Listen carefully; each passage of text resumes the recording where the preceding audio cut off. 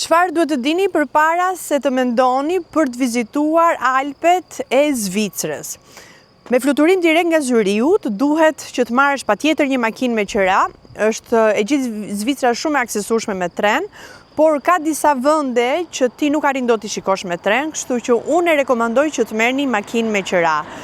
Të duhen minimalisht 5 net për ta parë siç duhet, edhe periudha ideale patjetër që ngelet pranë vera, edhe vjeshta, edhe gjatë verës absolutisht, që mund të jetë shumë interesante, por kush është ai që verën do donte t'ja hiqte ditët e pushimit të plazhit, por dhe mund të alternohet më së miri. Këtu jam në një prej pjesëve të fshatrave të Zvicrës. Kemi bërë pjesën e parë me nisje nga Zyriu, më pas kemi vajt në Brianc, pastaj në Luzern dhe tani jemi këtu. Në Luzern ishte shumë interesante sepse ti nuk shkoje dot në hotel me makinë, por duhet të lije në qendër të Luzernit makinën dhe nga aty të merrje tren. I gjithë fshati ishte i aksesueshëm me tren, një eksperiencë ndryshe nga ato që unë mund të kem përjetuar më parë, por fshatrat e Zvicrës janë një magji e vërtet, me pamje fantastike, qetësi absolute dhe udhëtar të qetë që janë kryesisht të fokusuar tek hiking dhe tek natyra.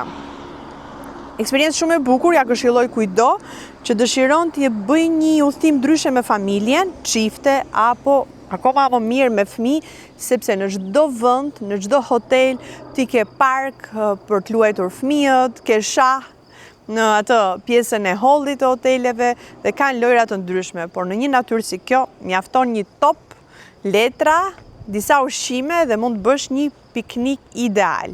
Udhëtim që ngelet në mendje, në zemër dhe nga kujtimet më të bukura që mund t'i lësh familjes tënde, dhe pse jo fëmijëve që duan kaq shumë natyrën dhe ju mungon kaq shumë në Tiranë. Shikoni çfarë mrekullie që është. Një super vend, një super udhëtim, një super eksperiencë.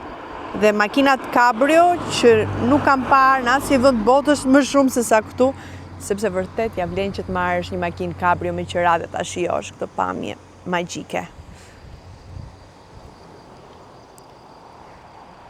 Nga udhëtimi jonë në Zvicër, ku do të vazhdojmë me eksperienca të tjera që na presin gjatë gjithë këtij sezoni veror 2026.